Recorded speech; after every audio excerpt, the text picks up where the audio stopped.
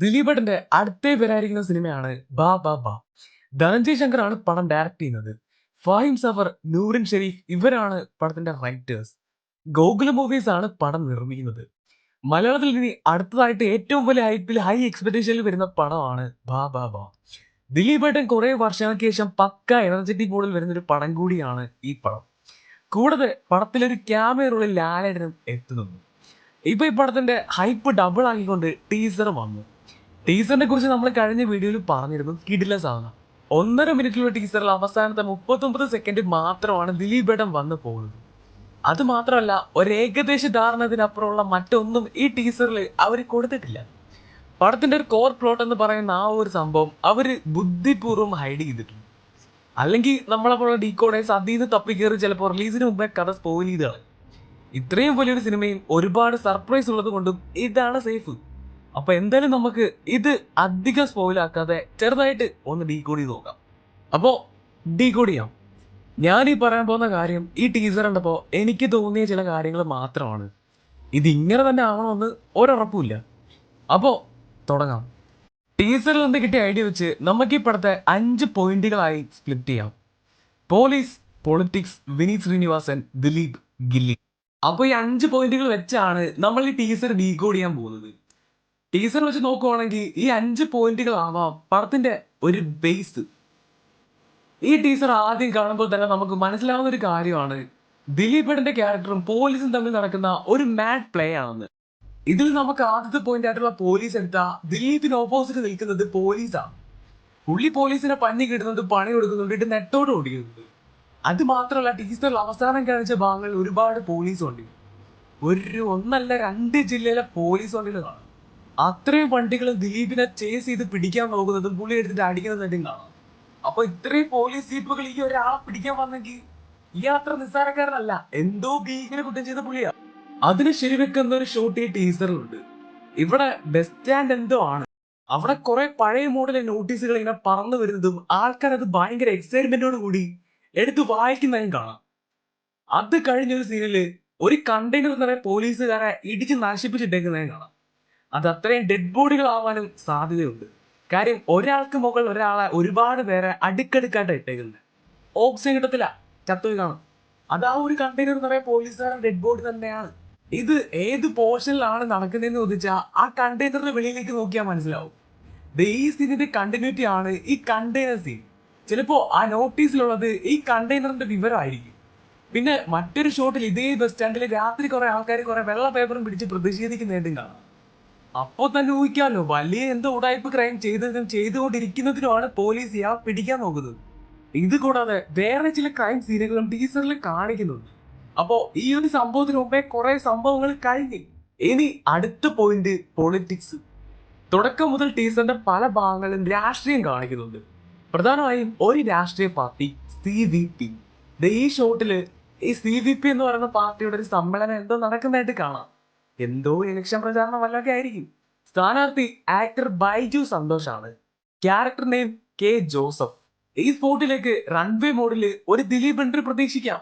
അതിനുശേഷം അവിടെ എന്തോ അലമ്പാക്കി പാർട്ടിക്കാരുടെ അംബാസിഡർ കാറും എടുത്ത് പുള്ളി പോകുന്നുണ്ട്, പോലീസ് ചേസും ചെയ്യുന്നുണ്ട്. അപ്പോ അവിടെ എന്തോ ഭയങ്കരമായ സംഭവം നടത്തി.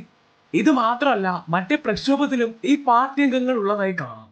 അപ്പോ ഈ പാർട്ടിയും ദിലീപിന് ഓപ്പോസിറ്റ് ആണ്. ഈ പാർട്ടിക്കും പോലീസിനിട്ട് പുള്ളി നല്ല പണി കൊടുത്തതാണ്. ഇനി അടുത്ത പോയിന്റ് വിനീത് ശ്രീനിവാസൻ. ഈ ദിലീപിന്റെ ലീഡിൽ നടക്കുന്ന ഈ ക്രൈമിനെ പറ്റി അന്വേഷിക്കാൻ വരുന്ന ഒരു ലീഡിംഗ് ഓഫീസർ ആണ് വിനീത് ശ്രീനിവാസന്റെ ക്യാരക്ടർ. എന്റെ ഒരു ഇത് വെച്ച് പറയുകയാണെങ്കിൽ പുള്ളി ഒരു പോലീസ് അല്ല.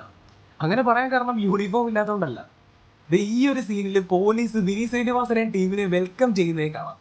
പുള്ളിയുടെ പിന്നിൽ വരുന്ന 2 പേര് പുള്ളിയുടെ ടീമിലുള്ളവരായിരിക്കാം. അപ്പൊ ഈ റൈറ്റ് സൈഡിൽ നിൽക്കുന്ന ആളുടെ ID കാർഡ് ഒന്ന് സൂം ചെയ്തപ്പോ CBIയുടെ എംപ്ലോയി ആണ് തോന്നുന്നത്. എന്തായാലും ക്ലിയർ അല്ല, അതായത് ID കാർഡ് ക്ലിയർ അല്ല. അങ്ങനെയാണെങ്കിൽ വിനീത് ശ്രീനിവാസൻ ഒരു CBI ഓഫീസർ ആവാനാണ് സാധ്യത. കാരണം പോലീസ് അന്വേഷിച്ചിട്ട് നടക്കാത്തത് കൊണ്ട് കേസ് നേരെ CBIക്ക് പോയി കാണാം. ഒരു ഗസ് ആണേ, അങ്ങനെ ആയിക്കോട്ടെ. വിനീത് ശ്രീനിവാസൻ നല്ല കട്ടക്ക് ദിലീപിനെ പിടിക്കാൻ ശ്രമിക്കുന്നതായി കാണാം. പിന്നെ മറ്റൊരു കാര്യം, നോർമലായി തുടങ്ങിയ വിനീതിനെ ടീസറിന്റെ അവസാനം ഒരു പട്ട് രീതിയിലാണ് കാണിക്കുന്നത്. പിന്നത്തെ ഇവിടെ ദിലീപിന്റെ ഒരു ഇൻവെസ്റ്റിഗേഷൻ സ്കെച്ച് കാണാം. നമ്മുടേതായ രീതിയിൽ പറഞ്ഞ അവരുടെ ഡീകോഡിങ്. ഡീകോഡ് ചെയ്യുന്നത് വിനീത് ശ്രീനിവാസൻ. പിന്നെ മറ്റൊരു ഷോട്ടിൽ ഈ സ്കെച്ച് കത്തുന്നതായും കാണാം. അത് കത്തിക്കുന്നത് വിനീത് ശ്രീനിവാസൻ ആണെങ്കിൽ ഇവൻ ഇനി വേണ്ട എന്നുള്ള രീതിയിൽ അത്രയ്ക്ക് തലവേദനയായിട്ടാവും. ഇനി ദിലീപ് ഏട്ടൻ ചെയ്തിട്ടുള്ളതിൽ ഡിഫറെന്റ് ആയിട്ടുള്ള മറ്റൊരു റോളാവാം ഇത്. കാരണം പടത്തിന് ടാഗ്ലൈൻ പോലെ മാൻ ആയിട്ടുള്ള ഒരു ക്യാരക്ടർ ആവാം. എന്ന് വെച്ചാൽ കിളി ഇച്ചിരി വട്ടുള്ള ഒരു ക്യാരക്ടർ ആവാം. ഈ ടീസറിൽ തന്നെ പുള്ളി ഒട്ടും സീരിയസ് അല്ലാതെ ഈ മിസ്റ്റർ ബീനൊക്കെ പോലെ എൻജോയ് ചെയ്താ ഓരോ ചെയ്യുന്നത്. നോർമൽ ആയിട്ടുള്ള ഒരാളും അങ്ങനെ ചെയ്യത്തില്ല. അത് മാത്രമല്ല, ഈ ടീസറിൽ എവിടേക്കോ ഒരു മെന്റൽ ഹോസ്പിറ്റലും കാണിക്കുന്നുണ്ട്. അപ്പൊ എന്റെ ഒരു ഊഹം, ബാബാ സിനിമയിലെ ദിലീപേട്ടന്റെ ക്യാരക്ടർ ഇച്ചിരി ഒരു പൊടിക്ക് മെന്റൽ ആവാനുള്ള സാധ്യതയുണ്ട്. അങ്ങനെ ആണെങ്കിൽ അടിപൊളിയായിരിക്കും. കാര്യം നോർമൽ ആയിട്ടുള്ള ഒരാളെ നമുക്ക് എവിടെയൊക്കെ വെച്ച് കൺട്രോൾ ചെയ്യാൻ പറ്റും. എന്നാൽ ഒരു ഭ്രാന്തനെ കൺട്രോൾ ചെയ്യാൻ പറ്റും. CD മൂസനെ സലീംകുമാറിനെ പോലെ പിടിച്ചാൽ കിട്ടത്തില്ല. ഇങ്ങനെയൊക്കെ ആണെങ്കിൽ ചിലപ്പോൾ അതുകൊണ്ടായിരിക്കും ഈ വേൾഡ് ഓഫ് മാഡ്നസ് എന്ന് പറയുന്നത്. ഇനി ക്യാരക്ടർ എടുത്താ ഇയാൾ ഗ്യാരേജ് എന്തോ ആണ് നടത്തുന്നത്. പക്ഷെ അവിടെ സ്റ്റാഫ് ആയിട്ടുള്ളത് കുറെ അപൂപന്മാരാണ്. Retired pro മെക്കാനിക്കുകളായിരിക്കും. ഇത് എവിടുന്ന് കിട്ടിയെന്ന് ചോദിച്ചാ, ഈ ഒരു ഷോട്ടിൽ ഗ്യാരേജ് യൂണിഫോമിൽ ദിലീപേട്ടന്റെ കൂടെ നിൽക്കുന്നത് വയസ്സായ ആൾക്കാരാണ്. അപ്പോ ഇവർ ദിലീപേട്ടന്റെ സ്റ്റാഫ് ആയിരിക്കാം. അപ്പോ ഇവരെ വെച്ചിട്ടാവാം പുള്ളി ഈ പരിപാടിയെ കാണിക്കുന്നത്. ഇനി അടുത്ത പോയിന്റ്, ഗില്ലി സിനിമയും ബാബാ സിനിമയും തമ്മിൽ ഒരു ചെറിയ ബന്ധമുണ്ട്. ആ ബന്ധമാണ് TN5900. അതായത് നമ്മുടെ മുത്തുപ്പാണ്ടി അണ്ണന്റെ വിജയ് അടിച്ചോണ്ട് പോയ സെയിം ജിപ്സി. ടീസർ ആരംഭിക്കുന്നത് തന്നെ ഈ ജിപ്സിയും കാണിച്ചോണ്ടാണ്. ആ ലാസ്റ്റ് ഫൈറ്റ് കാർ ചേസിലൊക്കെ ജിപ്സി കാണാം. അപ്പൊ ഗില്ലിയുമായ ഒരു ബന്ധം ഈ സിനിമയ്ക്കുണ്ട്. എന്ന് വെച്ച് ഗില്ലി സിനിമയുടെ കഥയായിട്ടോ വിജയുമായോ ഈ പടത്തിന് ഒരു ബന്ധവും കാണത്തില്ല. ഗില്ലിയിൽ വിജയ് ഉപയോഗിച്ച വണ്ടി എന്നുള്ള രീതിയിൽ മാത്രമായിരിക്കും ബാബാബായി ആ ജിപ്സി. പിന്നെ ലാസ്റ്റ് പോലീസുമായിട്ടുള്ള കാർ ചേസിൽ ഈ ജിപ്സിയുമായിട്ട് മിക്കവാറും അർജുനന്റെ വലിയ റീമിക്സ് വേർഷൻ കാണും. അതിനുള്ള എല്ലാ വകുപ്പും ഉണ്ട്.